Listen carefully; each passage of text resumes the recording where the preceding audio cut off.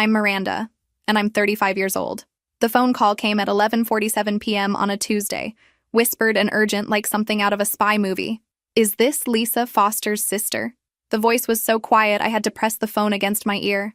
Your sister asked me to call you. She's been here for 3 days with broken ribs and she's scared. My blood turned to ice right there in my pajamas. Lisa hadn't returned my calls in over a week. Who is this? I whispered back, though I'm not sure why we were both whispering. I'm Sarah, one of the nurses at Memorial Hospital. I shouldn't be calling, but your sister begged me to contact you. Her husband won't let anyone visit. He keeps telling everyone she doesn't want to see anybody because she's embarrassed. The way she said embarrassed told me everything I needed to know. Because let me tell you, when a man uses the word embarrassed to describe his wife's injuries, what he really means is guilty as charged. Where exactly is she? I asked, already throwing on clothes with one hand. But then I heard footsteps approaching in the background, and the line went dead faster than my patience with men who think they own women. Where are you watching from today? Drop your location in the comments below, and hit that like and subscribe button if you've ever felt that gut-wrenching fear when someone you love goes silent. You'll definitely want to stick around for what happened next. Now, let me back up and tell you how we got to this delightful situation. Lisa and I are identical twins, and when I say identical, I mean identical. Same height, same build, same annoying habit of biting our nails when we're nervous. Even our mother mixed us up until we were teenagers, which should tell you something about maternal attention in our household. The only difference between us is a tiny scar on my left eyebrow from when I face planted off my bike at 7 years old, trying to show off for Tommy Richardson. Worth it, by the way. Tommy was very impressed by the blood. Lisa and I used to switch places constantly as kids. Classic twin stuff, really. Take each other's tests. Cover for each other when one of us was grounded. The usual shenanigans. We were partners in crime until life got complicated, and we both grew up. Lisa met her charming husband Marcus 3 years ago at her job as a dental hygienist. And when I say charming, I mean the kind of charming that sets off every alarm bell in a woman's head if she's paying attention. Unfortunately, Lisa wasn't paying attention. She was paying attention to his BMW and his smooth talk about wanting to take care of her. Red flag number 1, any man who talks about taking care of you before he's proven he can take care of himself is planning to manage you, not love you. Marcus had all the classics in his playbook. He didn't think she needed to work after they got married because he wanted to provide for her. He had strong opinions about her friends being negative influences. He thought family dinners were drama, and she was too attached to me. But Lisa brushed off my concerns like lint off a sweater. He's protective, she'd say with that dreamy look women get when they mistake control for love. It's sweet how much he cares. Sweet. Right. About as sweet as poison in your morning coffee. The isolation happened so gradually that Lisa didn't even notice it was happening. First, she stopped coming to our weekly sister dinners because Marcus had planned something special. Then she stopped answering her phone during the day because Marcus didn't like her being distracted when he came home from work. Eventually, our conversations became these weird, stilted things where she sounded like she was reading from a script with someone standing over her shoulder. Which, as it turned out, was exactly what was happening. Over the past few months, things had gotten noticeably worse. Lisa started making excuses about bruises that would make a creative writing teacher weep. I'm so clumsy lately. She'd laugh nervously while tugging at her sleeves, walked right into the coffee table again. That coffee table was apparently more dangerous than a UFC fighter having a bad day. 2 weeks ago, she'd called me crying. Through the tears, she managed to tell me she'd asked Marcus for a divorce. The line went quiet after that, and when she finally spoke again, her voice was different. Flat. Dead. Never mind, she said. I was being dramatic. Everything's fine. Everything's fine. The universal code for everything is absolutely not fine, but I'm too scared to say it out loud. That was the last real conversation we had. Until tonight's whispered phone call from a nurse with more courage than most people have in their entire bodies. I drove to Memorial Hospital like I was in a Fast and Furious movie, which is to say poorly, but with great determination. The night shift clerk gave me a look that suggested she'd rather be anywhere else when I asked about Lisa Foster. Visiting hours are over, she said in that tone that hospital staff use when they're about to deny you something important. I understand that, I replied with my sweetest smile. But I'm her emergency contact, and I just received a very concerning phone call about her condition. Sometimes you have to speak bureaucrat to get what you need. She reluctantly told me Lisa was in room 314, but warned me that her husband had left strict instructions about no visitors.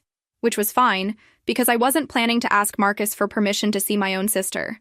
I took the elevator to the 3rd floor, my heart pounding like I'd just run a marathon in heels.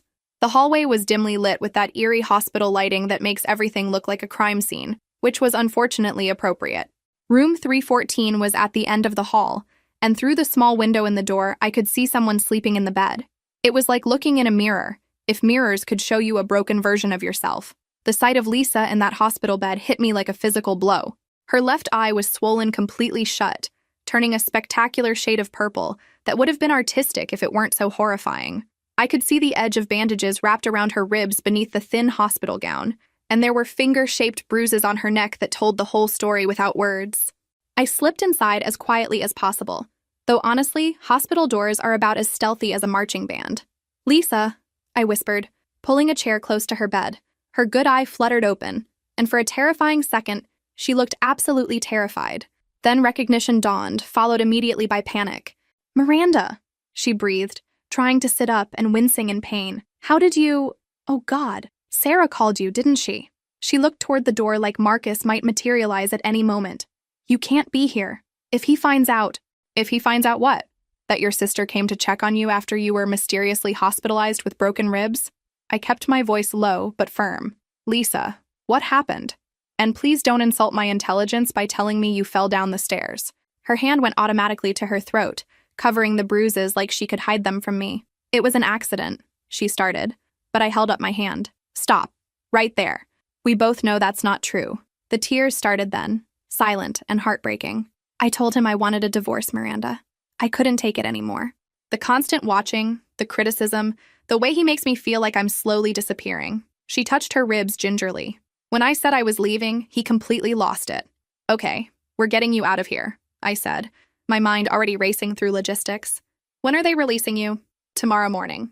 "But Miranda, I can't go home. I don't have anywhere to go. He controls everything, the bank accounts, the credit cards. Even my car is in his name." Her voice was getting smaller with each word, and I could see how thoroughly Marcus had trapped her. That's when the idea hit me. It was absolutely insane, possibly illegal, but it might just work. And honestly, at this point, conventional wisdom had clearly failed my sister. "You're coming to stay with me," I said. "But first, we're going to make sure Marcus gets exactly what's coming to him." Lisa looked confused. "What do you mean?" I leaned closer, lowering my voice to barely a whisper. "Remember when we used to switch places in high school? Mrs. Henderson never could tell us apart, even when she was looking directly at us." Understanding dawned slowly in Lisa's eyes, followed by terror. "Miranda, no, it's too dangerous. If he finds out it's not me, he won't find out. Look at us, Lisa. We're identical. And more importantly, men like Marcus don't actually see their wives as real people. To him, you're just an object he owns. He won't be looking for subtle differences because he's not actually looking at you at all." I spent the next hour studying every detail of Lisa's current appearance. How she wore her hair, the nervous way she touched her ear when she was anxious, the small birthmark on her wrist that I'd need to cover with makeup, even the careful way she moved when her ribs hurt. "The key is understanding that abusers like Marcus live in their own little worlds," I explained. "He thinks he broke you. He thinks you're scared and submissive now. He's expecting a certain version of you, and that's exactly what I'll give him. But what if he realizes—" "Lisa, honey, narcissists like Marcus are remarkably predictable. They see what they want to see. He wants to see a broken, compliant wife who's learned her lesson. So that's exactly what he'll get. Except this broken wife is going to be recording every word he says." The next morning, I helped Lisa check out of the hospital, which involved more paperwork than buying a house and twice as many suspicious looks from the staff. Lisa moved carefully, obviously in pain, but there was something different in her eyes. Not hope exactly, but maybe the beginning of hope. We drove straight to my apartment, where I'd spent the early morning hours ordering spy equipment online with same-day delivery. Because apparently, in the modern world, you can have tiny recording devices delivered faster than pizza. "The first few days will be crucial," I explained, showing Lisa the surveillance equipment that looked like something out of a spy movie. "I need to learn his patterns, document his behavior, and most importantly, get him to incriminate himself on tape." Lisa stared at the tiny recording devices. "This is really happening, isn't it?" "Oh, it's happening all right. Marcus has spent years terrorizing you in private, counting on your silence to protect him.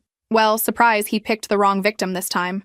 I smiled, and it wasn't a nice smile. "He has no idea he's about to face someone who fights back." That evening, I prepared to enter enemy territory. I'd practiced Lisa's walk, her posture, even the way she held her shoulders slightly hunched when she was nervous. I'd studied photos of her with Marcus, noting how she looked at him, how she positioned herself in relation to him. The key to a successful impersonation isn't just looking like someone, it's understanding their psychology. And I understood exactly how Marcus had trained Lisa to behave around him. As I drove toward the house they shared, I felt a strange sense of calm settling over me. Lisa had endured years of this man's abuse because she'd had no choice. But I had choices, and I was about to use every single one of them. Marcus was about to discover that his helpless victim had an identical twin sister who'd spent her entire life refusing to be intimidated by bullies. This was going to be interesting. And by interesting, I mean absolutely devastating for Marcus, though he didn't know that yet. Walking into that house felt like entering a perfectly curated prison. Everything was spotless, organized, and completely devoid of Lisa's personality. I could see traces of who she used to be, hidden away in corners like contraband.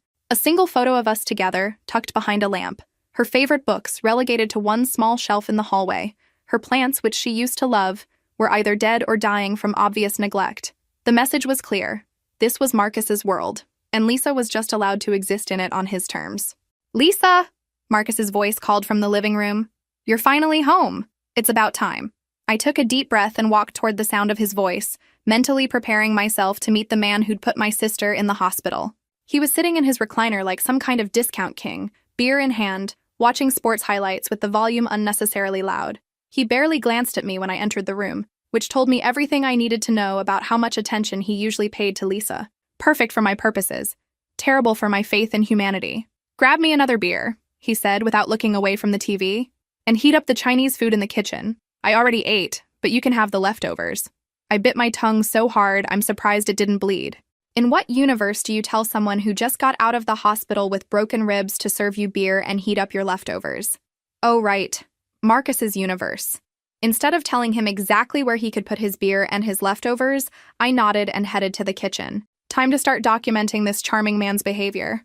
I slipped one of my recording devices under the kitchen counter edge while getting his beer. First rule of gathering evidence. Start immediately because men like Marcus can't help themselves from being terrible. The kitchen was as sterile as the rest of the house, everything in its assigned place like a museum display. I found the Chinese food containers in the refrigerator, noting that he'd ordered enough for 2 people but apparently eaten most of it himself. Thoughtful. "Lisa!" Marcus barked from the living room. "What's taking so long?" I brought him his beer, keeping my eyes down the way Lisa had taught me he expected. "Sorry," I mumbled, handing him the bottle. He finally looked at me then, his eyes scanning my face with the kind of casual ownership that made my skin crawl. For a heart-stopping moment, I thought he'd figured it out. Then he grabbed my wrist, pressing his fingers right where I knew Lisa's bruises would be the darkest. "You learned your lesson, didn't you?" he said, applying just enough pressure to make me wince. All that drama at the hospital could have been avoided if you'd just been reasonable from the beginning. I forced myself to nod, even though every fiber of my being wanted to break his fingers. Instead, I filed away his words. Confession number 1, admitting that Lisa's lesson involved violence and that he considered domestic violence a reasonable response to disagreement. "Good," he said, releasing my wrist. "I don't want to have to teach you twice."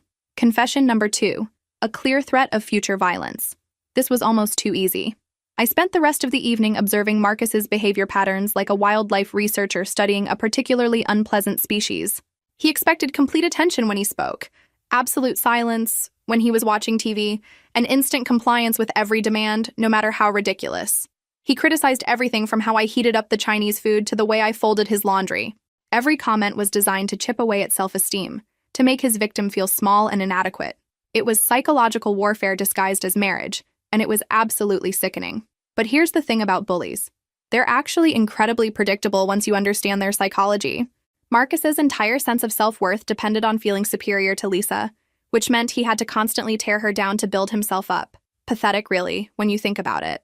Around 10 p.m., he announced he was going to bed and expected me to clean up properly before joining him. The thought of sharing a bed with this monster made my skin crawl, but I'd prepared for this possibility. I waited until I heard him snoring, then slipped out of the bedroom and made myself a nest on the living room couch. If he asked about it in the morning, I'd blame nightmares from my accident at the hospital. Men like Marcus love thinking their victims are traumatized. It feeds their sick egos. Sleep was impossible anyway. Every sound made me jump. Every creak of the house set my nerves on edge. I was experiencing just a tiny taste of what Lisa had lived with for years, and it was already affecting me after just one night. I used the quiet hours to plant more recording devices around the house, The kitchen, where Marcus seemed to do most of his verbal abuse.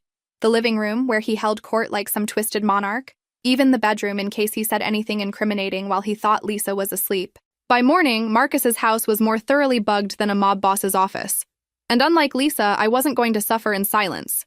Every threat, every cruel comment, every moment of his true character was going to be documented and preserved for posterity. Marcus Hendricks was about to learn that his days of terrorizing women in private were over. He just didn't know it yet. And honestly, I was looking forward to being the one to teach him that lesson. Marcus woke up in his typical charming fashion, demanding coffee and immediately launching into criticism mode. "I see you abandoned me again last night," he said, eyeing the blanket and pillow I'd used on the couch. "Still being dramatic about your little accident, I see. Little accident." The man had put his wife in the hospital with broken ribs, and he was calling it a little accident. The audacity was almost impressive, in a completely horrifying way. "Sorry," I mumbled, playing the part of the apologetic wife while mentally cataloging his words. "I had nightmares." "Well, you need to get over it," he said dismissively. "I'm not going to baby you forever, Lisa. Life goes on." I nodded and started making his coffee exactly the way Lisa had instructed me. Black, 2 sugars, in his favorite mug that proclaimed him world's best husband. The irony was so thick you could cut it with a knife, though I suspected Marcus was too dense to appreciate it. As I moved around the kitchen, I made sure to trigger the recording devices I'd planted the night before. Every condescending comment, every casual cruelty was being captured for posterity. Future prosecutors were going to have a field day with this material. "I want this house spotless by the time I get home tonight," Marcus announced, pulling out a handwritten list that would have made a drill sergeant weep. "And I mean spotless, Lisa. I'll be checking." I stared at the list. Deep clean the bathroom, vacuum every room, dust every surface, reorganize the pantry, wash all the windows, do laundry, grocery shop, and somehow find time to prepare a 3-course dinner, all while supposedly recovering from broken ribs. "This seems like a lot for someone who just got out of the hospital," I said carefully, testing how he'd react to the mildest pushback. His expression darkened immediately, like storm clouds gathering. "Are you questioning me? After what happened this week, I'd think you'd be eager to prove you can handle your responsibilities." "After what happened? Not after your accident, or after you got hurt. After what happened like it was some mysterious natural disaster instead of him beating his wife unconscious." "Of course not," I said quickly. "I'll get everything done." "Good. I'm glad we understand each other." He grabbed his keys and briefcase, then paused at the door. "Oh, and Lisa, my mother is coming for dinner Sunday. I expect you to make that roast she likes, and I expect you to be pleasant. None of this moping around feeling sorry for yourself." The door slammed behind him, leaving me alone in the suffocating silence of his perfectly controlled world. I counted to 30, then let out a breath I didn't realize I'd been holding. Finally, I could drop the act and think clearly. I spent the morning doing just enough of Marcus's ridiculous cleaning list to make it look like I'd tried, while focusing on more important tasks, like searching his home office for incriminating evidence. Marcus was the type of man who kept everything, probably because control freaks love documentation. I found a shoebox in his closet that made me physically ill. Photos of Lisa's previous bruises, apparently taken as some kind of twisted trophy collection. Text messages he'd screenshotted where she'd apologized for things that weren't remotely her fault. Most disturbing was a handwritten list titled, "Lisa's Areas for Improvement." Reading it was like getting a masterclass in psychological abuse. Stop being so sensitive. Learn to accept feedback gracefully. Reduce contact with family. Remember who provides for this household. Each item was a weapon designed to chip away at Lisa's sense of self, until she believed she was lucky to have him. It was systematic, methodical, and absolutely evil. I photographed everything, my hands shaking with rage. This wasn't just domestic violence, it was a calculated campaign to destroy another human being's spirit. But the real treasure trove was his laptop. Marcus was the kind of man who saved every password in his browser, probably because he'd never imagined anyone would dare invade his private sanctuary. I found email threads with his buddies where he bragged about keeping Lisa in line. I found Google searches for articles about asset protection during divorce proceedings. Most damning were his internet searches from the night he'd put Lisa in the hospital. How to explain broken ribs. Domestic violence laws in Ohio. Can wife file for divorce without access to funds? He'd been planning his defense before Lisa's swelling had even gone down. I copied everything to a secure cloud account, then went through his financial records. The picture that emerged was of a man who'd been systematically stealing Lisa's independence. Her savings account, her small inheritance from our grandmother, even her car title had all been transferred to his name only. Around noon, His mother, Patricia, called. I almost didn't answer, but then realized this could provide valuable intelligence about the family dynamics that enabled Marcus's behavior. Lisa, dear, came the voice of a woman who'd clearly mastered the art of passive-aggressive concern. Marcus told me about your little tumble. I hope you're feeling better. Tumble. Of course, that's how the family was spinning it.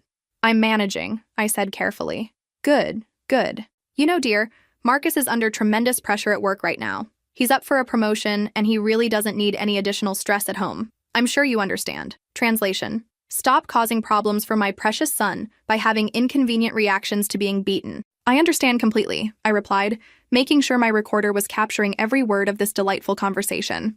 I knew you would. You're a sensible girl, not like some wives who make mountains out of molehills. Marriage requires sacrifice, dear. Sometimes that means putting your husband's needs first. By the time I hung up, I understood exactly where Marcus had learned that his behavior was acceptable. He'd been raised by a woman who believed wives existed to serve their husbands, regardless of the cost to themselves. The afternoon flew by as I documented more evidence and prepared for Marcus's return. By the time his car pulled into the driveway, I had enough material to destroy him completely, but I was just getting started. Marcus was about to spend several more days revealing his true character to someone he thought was too broken to fight back. He had no idea he was actually confessing to someone who was taking very detailed notes. Marcus came home that evening in an especially foul mood, slamming the door and immediately launching into complaints about work stress and my inadequate housekeeping. Apparently, the house I'd spent the day cleaning wasn't spotless enough for his royal standards. Did you even vacuum the living room? He demanded, running his finger along a surface that looked perfectly clean to me. And what's this? He held up a coffee mug I'd left in the sink. I thought I made it clear that I expect this house maintained properly. I wanted to suggest that if he was so concerned about housekeeping, he was welcome to pick up a vacuum himself. Instead, I apologized and rushed to rewash his precious mug, all while my hidden recorders captured his charming personality. You're pathetic, Lisa, he said, settling into his throne-like recliner. I don't know why I even bothered trying to help you become a better person. You just don't seem capable of improvement. Help me become a better person. The man was rewriting history in real time, casting his abuse as some kind of self-improvement program. The delusion was almost impressive. I'm trying, I said in the small, defeated voice Lisa had learned to use around him. Are you?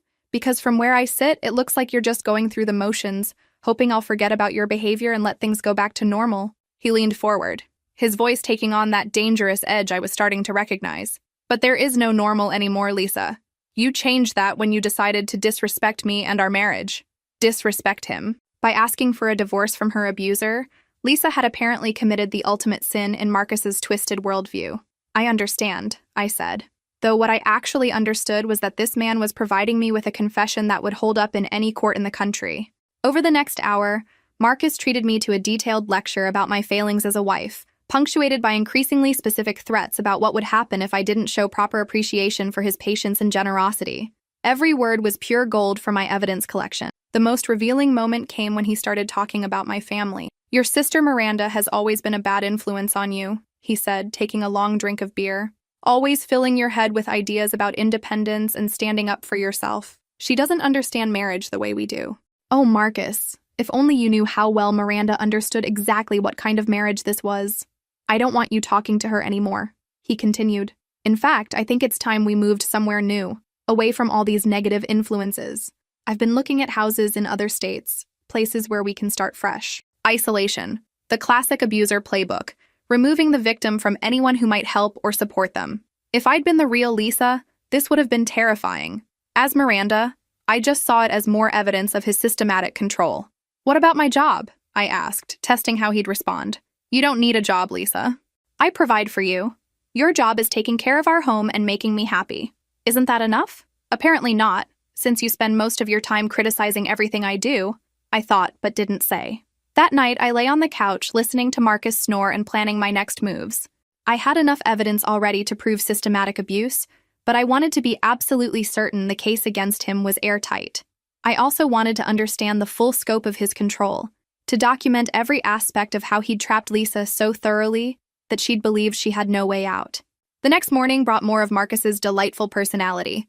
He woke up early and decided I should too, shaking me awake at 5:30 a.m. to inform me that he'd be having colleagues over for dinner that weekend and expected me to prepare an elaborate meal. I want you to make that salmon dish you made for my birthday, he said, and make sure you look presentable. These are important people, and I need them to see that I have a wife who knows how to behave properly. A wife who knows how to behave properly. Like I was a trained dog performing tricks for his business associates. Of course, I said, though internally I was noting that he apparently viewed me as a prop in his professional image rather than as an actual person. And Lisa, he added, his tone shifting to that false concern that was somehow more chilling than his outright threats. I hope you're not planning to embarrass me by mentioning your little accident to anyone. People don't need to hear about our private business. Our private business. That's what he called putting his wife in the hospital. I won't say anything, I assured him, though what I meant was that I wouldn't say anything until I said everything to exactly the right people. As Marcus left for work, I felt a grim satisfaction settling over me. He thought he'd broken Lisa's spirit so thoroughly that she'd never fight back. He thought he'd found the perfect victim, someone who'd absorb his abuse in grateful silence.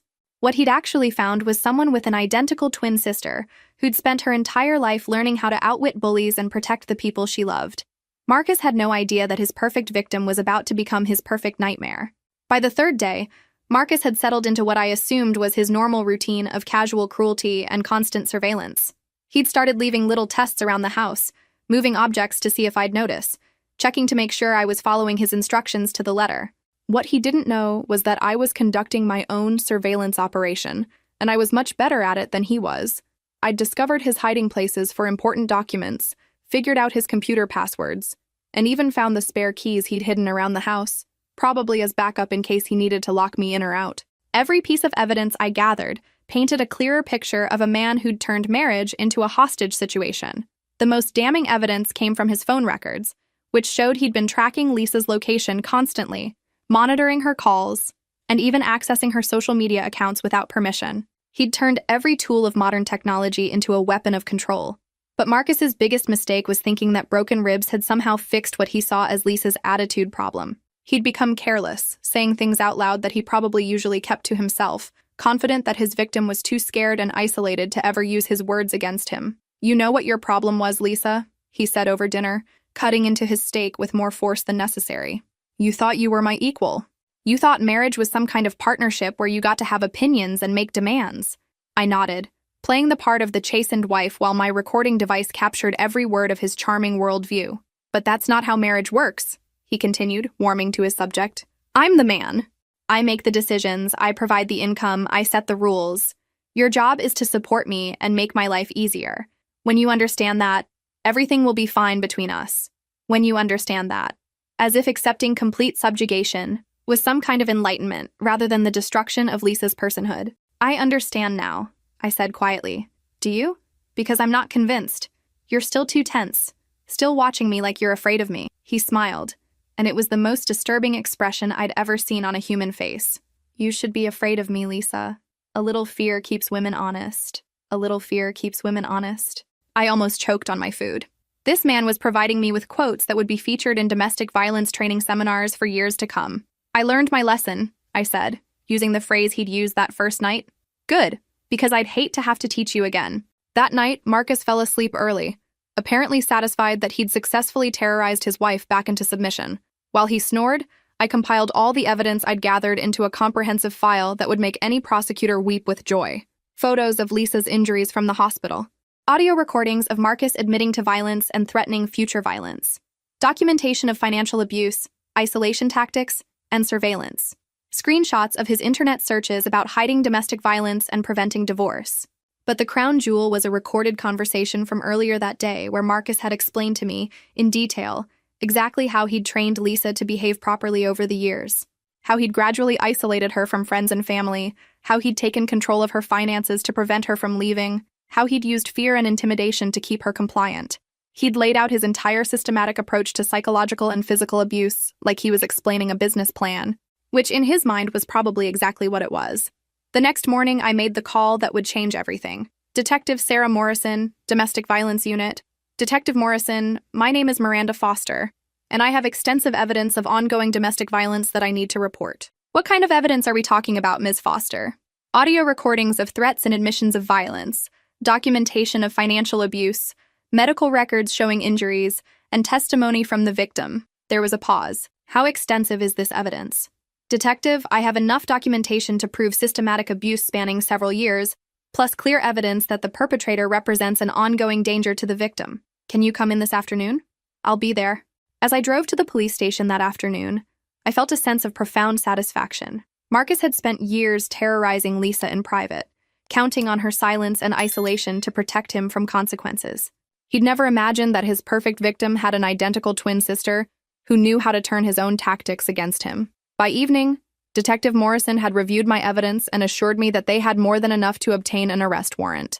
The wheels of justice were finally turning, and Marcus was about to discover that his reign of terror was over. He just didn't know it yet. Detective Morrison was exactly the kind of person you'd want handling a case like this. Sharp, thorough, and clearly disgusted by men like Marcus. She spent 2 hours going through my evidence with the intensity of a scholar analyzing ancient texts. "This is remarkably comprehensive," she said, studying the audio recordings. "Most domestic violence cases struggle with lack of evidence. You've documented a complete pattern of abuse with multiple types of evidence supporting each incident." "I had a highly motivated subject," I replied. "Marcus couldn't help himself from being awful once he thought I was properly broken." She smiled grimly. "Men like him usually can't. They view compliance as permission to reveal their true nature." She closed the file and looked at me directly. "There's one thing we need to discuss before we proceed." Here it comes, I thought, the part where I explain the twin switch. "You're not actually Lisa Foster, are you?" "No, I'm her identical twin sister Miranda. Lisa is recovering at my apartment while I've been gathering evidence by impersonating her." Detective Morrison nodded like this was a perfectly normal Tuesday afternoon conversation. "I figured as much. Lisa's medical records indicate someone who'd be moving much more carefully than you have been. Plus, domestic violence victims rarely come in with evidence this organized. Does that create legal problems for the case?" "Not at all. You were gathering evidence of crimes committed against your sister by posing as her. The recordings are of Marcus's actual statements and behaviors. The fact that he thought he was talking to Lisa instead of you doesn't change what he said or did." She pulled out her laptop and began typing. "We'll need Lisa's statement confirming the abuse and authorizing you to act on her behalf. We'll also need you to testify about what you observed and recorded. But with this evidence, we can obtain an arrest warrant immediately." "How immediately?" "Tomorrow morning. We'll pick him up at his office, nice and public, so his colleagues can see exactly what kind of man they've been working with." I felt a surge of satisfaction. Marcus cared so much about his professional image, and that image was about to be completely destroyed. What should I do tonight? Go home, act normal. Don't give him any reason to suspect anything has changed. We'll handle everything from here. That evening, I returned to Marcus's house for what I knew would be the last time. He was in his usual position on his throne, beer in hand, ready to criticize my day's performance. "You seem different today," he said, studying my face with those cold, calculating eyes. "Less jumpy. I hope you're not getting overconfident about our situation." "Not at all," I replied. "I think I'm just finally accepting reality." "Good, because your reality is that you belong to me, Lisa. You're my wife, in my house, dependent on my money and my generosity. The sooner you fully internalize that, the easier your life will be. You belong to me." I almost laughed out loud. This man was still providing quotable content even on his last day of freedom. "I understand," I said, and for the first time, I was telling the complete truth. I did understand. I understood exactly what kind of monster Marcus was, and I understood that tomorrow he'd be in handcuffs. That night, Marcus fell asleep early, apparently satisfied that he'd successfully crushed his wife's spirit. He had no idea that the woman lying on his couch was mentally composing a victory speech for when he was led away in chains. I didn't sleep much, not because I was afraid, but because I was too excited about what tomorrow would bring. Marcus Hendricks had built his entire sense of power on being able to terrorize a woman in private without consequences. Tomorrow, he was going to discover that the real world had different rules than his carefully controlled house of horrors. What do you think will happen next? Drop your predictions in the comments below, and don't forget to hit that subscribe button if you want to see how this incredible story ends. As dawn broke, I prepared for the most satisfying morning of my adult life. Marcus was about to learn that some women fight back, and when they do, bullies like him don't win. They don't win at all. Morning came with Marcus in his typical charming mood, complaining about the coffee temperature and announcing that he'd be working late all week because his incompetent colleagues couldn't handle their responsibilities without constant supervision. If only he knew how his day was really going to go. "I want you to start looking at real estate listings for other states," he said, adjusting his tie with the self-importance of a man who had no idea his world was about to collapse. "I'm thinking somewhere in the South where people understand traditional values." Traditional values, that's what he called domestic violence. Of course, I said, playing my part one last time. Any particular state? Somewhere without your sister's influence, he replied, and I had to bite my tongue to keep from smiling. I've decided she's been a toxic presence in our marriage, and it's time to cut those ties permanently. Cut ties permanently. Even his casual conversation sounded like threats. This man really couldn't help himself. Marcus left for work at his usual time, briefcase in hand, completely oblivious to the fact that this would be his last morning as a free man. I watched his car disappear down the street and allowed myself a moment of pure anticipation. By noon, Detective Morrison called with an update that made my entire week. "We got him," she said, and I could hear the satisfaction in her voice. Picked him up at his office in front of half his company. The look on his face was priceless. How did he react? Classic narcissist breakdown. First, he tried to charm his way out of it. Then he got angry and started making threats. Finally, he settled on playing the victim, claiming you'd made everything up because you were mentally unstable. Mentally unstable. Of course, that would be his defense. When all else fails, blame the victim's sanity. Did he ask for a lawyer? Eventually, but not before providing us with some additional incriminating statements.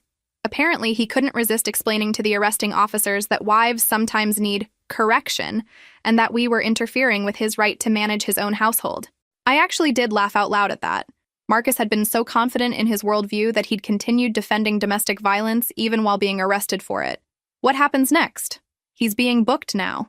With the evidence you provided, he'll be held without bail pending arraignment. The charges are serious, and given the documented pattern of escalating violence, the judge will consider him a flight risk. That afternoon, I drove to my apartment to reunite with Lisa and tell her that her nightmare was finally over.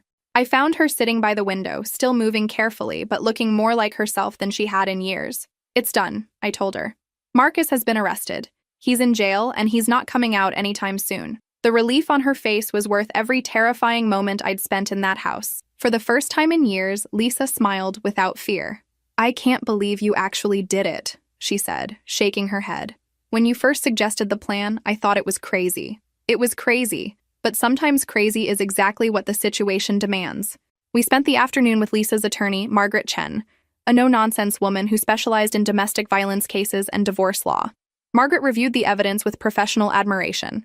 "This is the most comprehensive documentation of systematic abuse I've ever seen," she said. "Most victims struggle to prove their cases because abusers are careful to maintain plausible deniability. You've eliminated that completely." "What are we looking at in terms of charges?" I asked. "Multiple felonies, aggravated assault, criminal harassment, financial fraud, and possibly stalking charges depending on how far back his surveillance goes. He's looking at significant prison time." Lisa was quiet during most of the legal discussion, processing the reality that her abuser would actually face consequences for his actions. In her world, Marcus had been untouchable, too clever and careful to ever be caught. "Will I have to see him again?" she asked quietly. "Not if you don't want to," Margaret assured her. "With the evidence Miranda gathered, this case will likely end in a plea deal. Marcus's attorney will advise him to avoid trial rather than have all his recorded confessions played for a jury."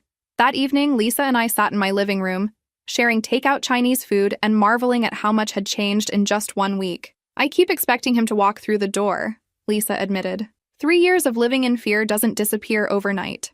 "It will take time," I said. "But Lisa, you're free now. Really, truly free to make your own decisions about your life. What do you think I should do first?" "Whatever makes you happy. You've spent years having every choice made for you.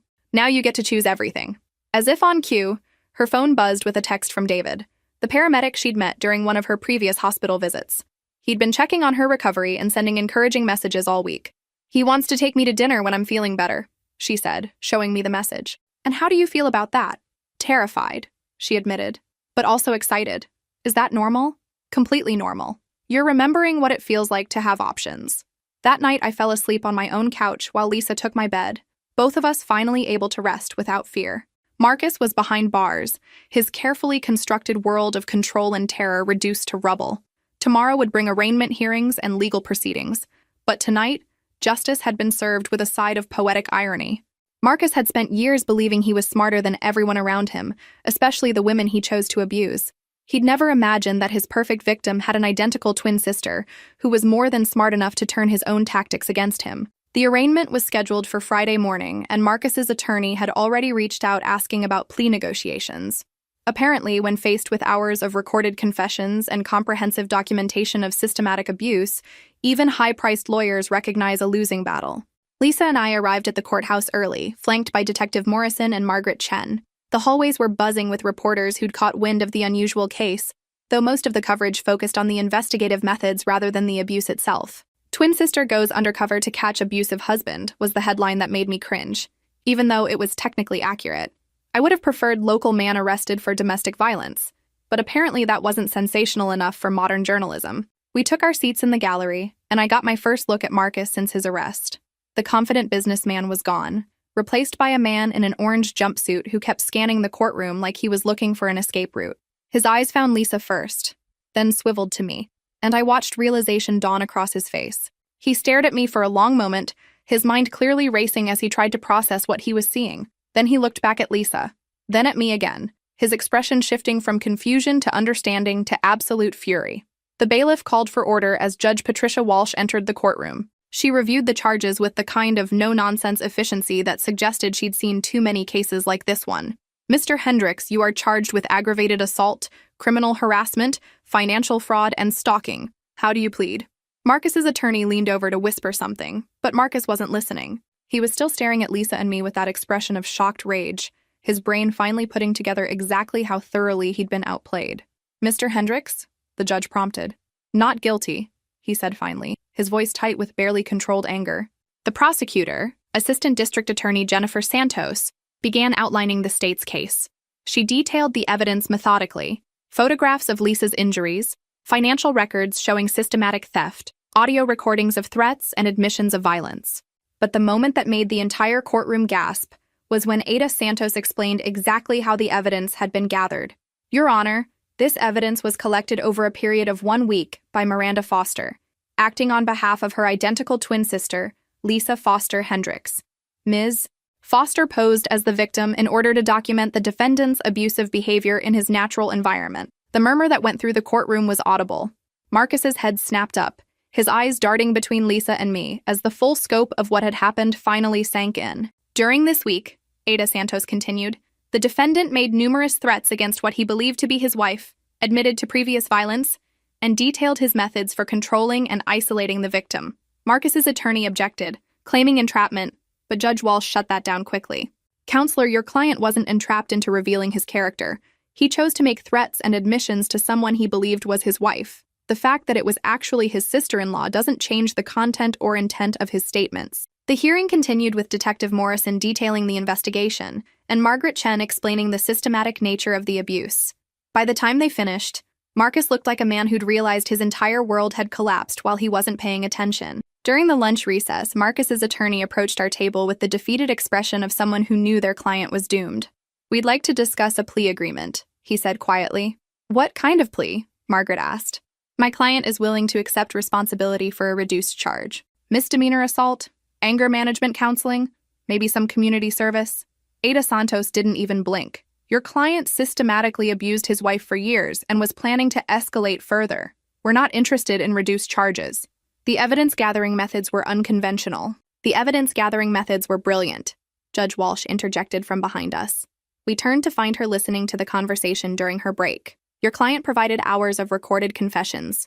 The fact that he was too arrogant to realize he wasn't speaking to his wife doesn't make the confessions inadmissible." The attorney tried several more approaches, but we weren't budging. Marcus had terrorized Lisa for years, and he was going to face the full consequences of his choices. When court reconvened, the judge set a trial date for the following month, though everyone in the room knew it would never reach trial. Marcus's case was hopeless, and his attorney would eventually convince him to accept whatever plea deal he could get.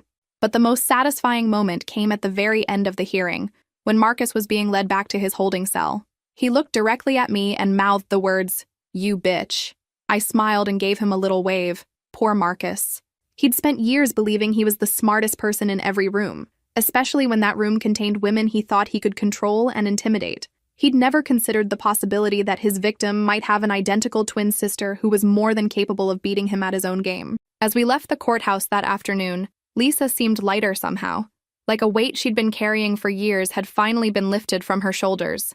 "Is it really over?" she asked. "The legal case is just beginning," I replied. "But yes, it's over for you. Marcus will never hurt you again. That evening, we celebrated with wine and terrible reality TV, reveling in the simple pleasure of making noise without worrying about disturbing an abusive man's sleep. Marcus was spending his first night in jail, probably lying awake wondering how his perfect system of control had been so thoroughly destroyed. I hoped he was having trouble sleeping. He deserved every moment of discomfort coming his way. The trial was set to begin on a Monday morning in early October, but Marcus's attorney called over the weekend to request an emergency meeting. Apparently, 3 months in jail had given Marcus time to reconsider his position on plea negotiations. We met at Ada Santos's office, a cramped space filled with case files and the kind of fluorescent lighting that makes everyone look guilty of something. Marcus's attorney, James Wright, looked like a man who'd aged a decade in 3 months. My client would like to revisit the possibility of a plea agreement, Wright began carefully. What's he offering? Santos asked, though her tone suggested she wasn't optimistic about whatever Marcus had come up with. Guilty plea to simple assault. 2 years probation, anger management classes, and a permanent restraining order. I almost laughed out loud. After months of evidence compilation, Marcus thought he could plead down to essentially a slap on the wrist. Your client put my sister in the hospital with broken ribs, I said calmly. He systematically stole her money, isolated her from family, and made detailed threats about future violence. You think that's worth 2 years probation? Wright shifted uncomfortably. My client acknowledges that emotions ran high during their marital difficulties. Emotions ran high? Lisa spoke for the first time since we'd sat down. Is that what you call choking someone unconscious and breaking their ribs? Mrs. Foster Hendricks, I understand you're upset, but we need to be realistic about what we can prove in court. Santos interrupted him. Counselor, we have hours of recorded confessions from your client. We have medical records documenting systematic abuse. We have financial records showing theft and control. We can prove everything. Recordings taken without my client's knowledge. By someone acting on behalf of the victim to document ongoing crimes, Santos finished. We've been over this. The evidence is admissible, it's comprehensive, and it's devastating to your client's case. Wright tried several more approaches, but it was clear he was grasping at straws. Marcus had provided so much evidence against himself that there was literally no defense strategy that could save him. Finally, Wright played his last card. My client would like to speak directly to Mrs. Foster Hendricks. He believes there may be misunderstandings that could be resolved through direct communication. The silence in the room was deafening. Absolutely not, Margaret Chen said firmly. That's exactly the kind of manipulation tactic that got us here in the first place. Mr. Wright, Santos added, are you seriously suggesting that we allow your client to intimidate the victim directly? Because that's what this sounds like. Not intimidation, Wright said quickly. Just clarification of events. I looked at Lisa, who was shaking her head emphatically. The last thing she needed was more manipulation from Marcus. The only clarification your client needs, I said, is that his reign of terror is over. Lisa is not interested in being manipulated by him ever again. Wright gathered his papers with the defeated air of a man who'd run out of options. We'll be in touch if my client wants to make a more realistic offer. After he left, Santos turned to us with a grim smile. They're getting desperate. Wright knows this case is unwinnable, but Marcus probably isn't ready to accept reality yet. What happens if he doesn't take a plea? Lisa asked. We go to trial, I play his recorded confessions for a jury of 12 people, and he gets convicted on all charges. Then he gets sentenced to significantly more time than he'd receive in a plea deal. How much more time? With the charges he's facing and his complete lack of remorse, 10 to 15 years minimum. 3 days later, Wright called back with a different offer. Marcus was now willing to plead guilty to aggravated assault and accept 5 years in prison with the possibility of parole after 3. It was still too generous for my taste, but Santos explained the realities of the legal system. A guaranteed conviction and prison time is better than risking an unpredictable jury, she said. With his behavior in court so far, there's a chance Marcus could alienate the jury enough to get the maximum sentence, but there's also a chance some jury member might sympathize with him. Lisa thought about it for several days before making her decision. I want this to be over, she said finally. I want him in prison where he can't hurt anyone else. And I want to move on with my life. If 5 years accomplishes that, I can live with 5 years. The plea hearing was scheduled for the following Friday. Marcus would formally admit his guilt and be sentenced immediately. That night, I called Detective Morrison to thank her for everything she'd done to make the case possible. You know, she said, in 15 years of working domestic violence cases, I've never seen anything like what you did. Most victims never get justice because abusers are too careful to leave evidence. Marcus wasn't careful, I replied. He was arrogant. He thought Lisa was too broken to fight back, so he got sloppy. Well, his arrogance is about to cost him 5 years of his life. Friday morning arrived with crisp autumn air and the kind of clear skies that felt like a good omen. Lisa and I dressed carefully for court, not because appearance mattered for the outcome, but because we wanted to look strong and confident when Marcus formally admitted his guilt. The courtroom was less crowded this time, mostly family members and court officials. Marcus sat at the defendant's table looking pale and defeated, a far cry from the arrogant man who'd terrorized Lisa for years. Judge Walsh called the proceedings to order and addressed Marcus directly. "Mr. Hendricks, your attorney has informed the court that you wish to enter a guilty plea. Is this correct?" "Yes, Your Honor." "And you understand that by pleading guilty, you are admitting to the charges against you and waiving your right to trial?" "Yes, Your Honor." Judge Walsh then read the charges aloud, each one a formal acknowledgement of Marcus's crimes against Lisa. When she finished, she asked the question that would end this chapter of Lisa's life forever. "How do you plead to the charge of aggravated domestic violence?" Marcus stood slowly, his hands shaking slightly. "Guilty, Your Honor."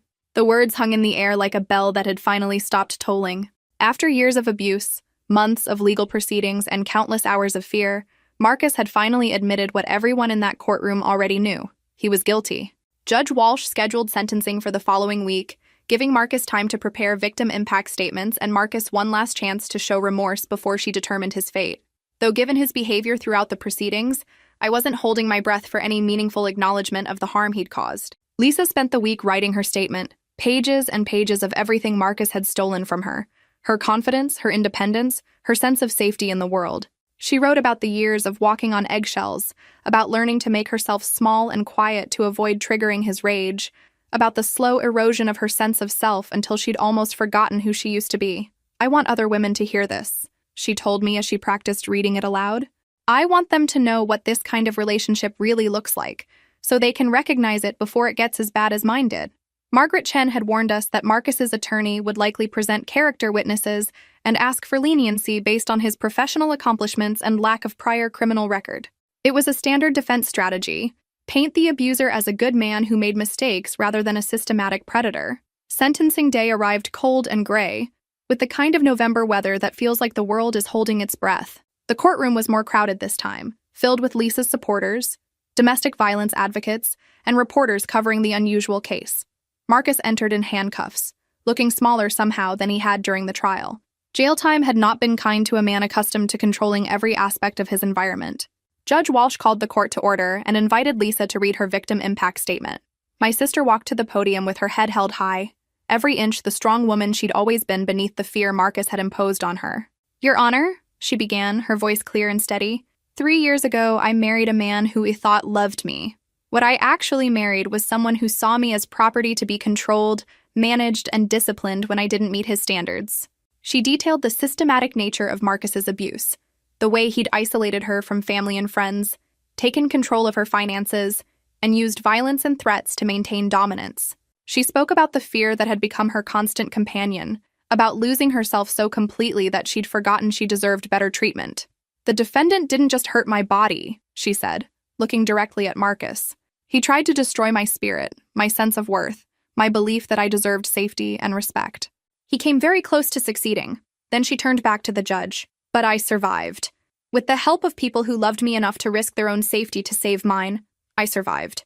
And I'm here today, not just to see justice served, but to make sure the defendant never has the opportunity to do this to another woman." Marcus's attorney then presented his case for leniency, bringing forward colleagues who testified about Marcus's professionalism and charitable activities. It was a surreal experience, listening to people describe a completely different person than the man who'd terrorized my sister. But character witnesses can only do so much when the defendant has provided hours of recorded confessions detailing his crimes. Finally, Judge Walsh asked Marcus if he had anything to say before sentencing. Marcus stood slowly, and for a moment I thought he might actually show some remorse, some recognition of the pain he'd caused. Instead, he looked directly at Lisa and delivered the most self-serving speech I'd ever heard in a courtroom. "Your Honor, I want to apologize for the pain this situation has caused my wife. I never intended for things to get so out of hand. I was under tremendous stress at work, and I sometimes let that stress affect my behavior at home. As if systematic abuse was just an occasional lapse in judgment. I love my wife," he continued, and I saw Lisa flinch at his words. "I always have. Everything I did was because I wanted to protect her and provide for her. I realize now that my methods were wrong, and I'm committed to getting the help I need to be a better husband. A better husband." Even facing prison time, Marcus couldn't admit that Lisa would never be his wife again, that his actions had permanently destroyed their relationship. Judge Walsh listened to this display with an expression that suggested she'd heard similar speeches too many times to count. "Mr.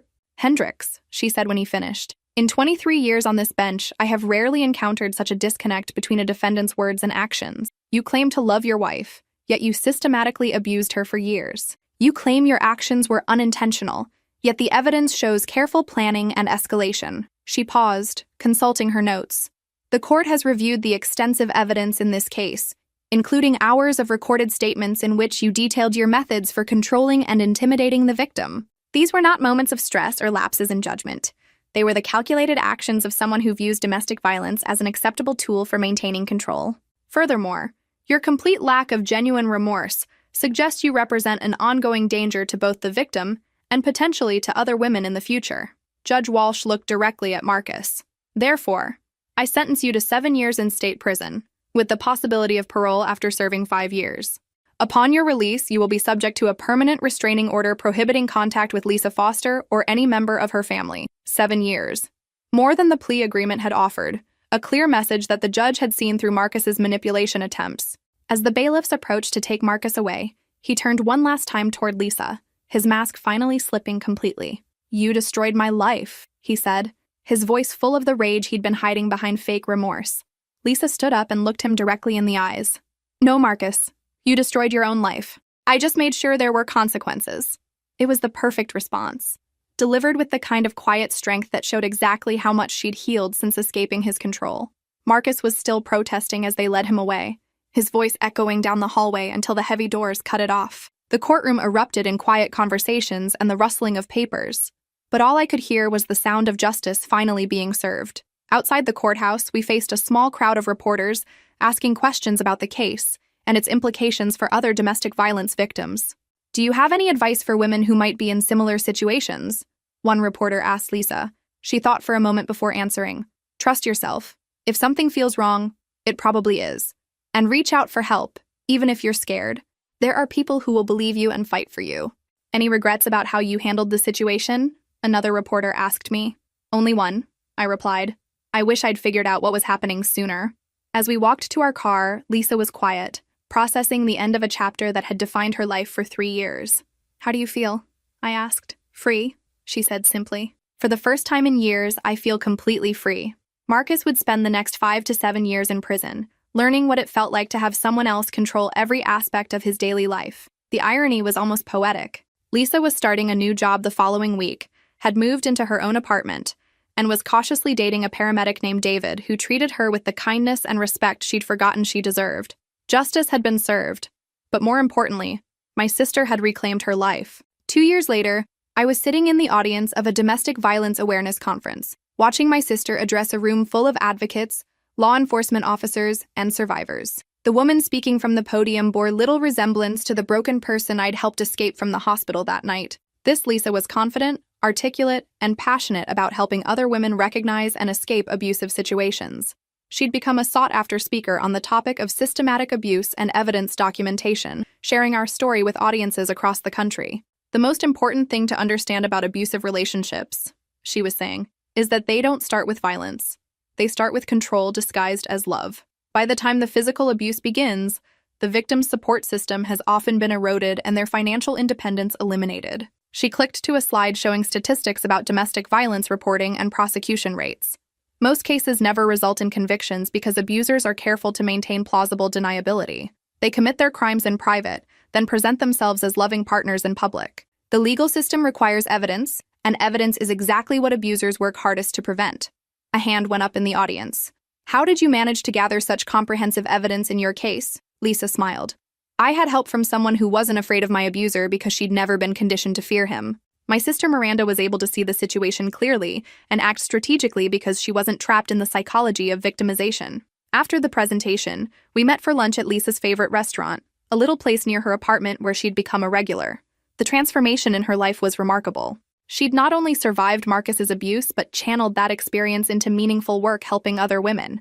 "I got a letter from Marcus's parole officer yesterday," she mentioned casually over salad. "Oh?" I tried to keep my tone neutral, though any mention of Marcus still made me protective. He's been denied early parole. Apparently, his behavior in prison hasn't shown the kind of remorse and rehabilitation the parole board looks for. I wasn't surprised. Men like Marcus don't suddenly develop empathy and self-awareness just because they're locked up. They usually just get better at hiding their true nature. How do you feel about that? I asked. Relieved, Lisa admitted. I know he can't hurt me anymore regardless, but knowing he's still locked up makes it easier to sleep at night. And how are things with David? Her face lit up at the mention of her boyfriend. They'd been together for over a year now, taking things slowly and building a relationship based on mutual respect and genuine affection. Good. Really good. He's been incredibly patient with all my baggage, and he's never once made me feel like damaged goods. She paused, smiling. We're talking about moving in together. That's wonderful. You deserve someone who treats you well. We both do. Speaking of which, how are things with Detective Morrison? Sarah and I had been together for 18 months, and it was the healthiest relationship I'd ever had. She understood my protective instincts because she shared them, and we'd built something strong and stable together. She asked me to move in with her, I said, grinning at Lisa's excited expression. Miranda, that's huge. What did you tell her? I told her yes, obviously. Life's too short to waste time being careful when someone wonderful wants to share theirs with you. We spent the rest of lunch making plans for Lisa's upcoming move and my own relationship milestone. It was such a normal, happy conversation between sisters, the kind we'd been having all our lives before Marcus had tried to steal Lisa's voice. That evening, I drove past the house where Lisa had lived with Marcus, something I did occasionally just to reassure myself that chapter of our lives was really over. The house had been sold, and new owners had painted it a cheerful yellow and planted flowers in the front yard. It looked completely different, like the site of old trauma had been transformed into something bright and welcoming. My phone rang as I was driving home. Lisa's name appeared on the screen. I forgot to thank you, she said when I answered. For what? For being brave enough to do something crazy when crazy was exactly what the situation needed. For risking your safety to save mine. For showing me that I was worth fighting for when I'd forgotten that myself. Lisa, you don't need to thank me. You're my sister. There's nothing I wouldn't do to protect you. I know, but I needed to say it anyway. After we hung up, I reflected on how much had changed since that whispered phone call from a brave nurse 2 years ago. Marcus was in prison, Lisa was thriving, and both of us had found love with people who treated us with respect and kindness. If this story resonated with you, make sure to like and subscribe for more incredible true stories of survival, justice, and the unbreakable bonds between sisters. And remember, if you or someone you know is in an abusive situation, help is available. You are not alone, and you are stronger than you know. The phone call that started everything had come at 11:47 p.m. on a Tuesday night, a whispered plea from a nurse who risked her job to help a stranger. But the real story began the moment Lisa and I decided that some battles are worth fighting, no matter how dangerous they might be. Marcus had counted on his victim being too broken, too scared, too isolated to fight back. He'd built his entire system of control on the assumption that Lisa would suffer in silence rather than risk his wrath. What he'd never counted on was Lisa having an identical twin sister who'd spent her entire life learning how to outwit bullies and protect the people she loved. In the end, Marcus's greatest strength became his greatest weakness. His arrogance, his need to dominate, his compulsion to brag about his control, all of it was captured and documented by someone he never saw coming. Some people call what we did vigilante justice. I call it love in action, and I'd do it again in a heartbeat. Lisa is free, Marcus is locked away where he belongs, and justice was served with a side of poetic irony. Sometimes the good guys really do win.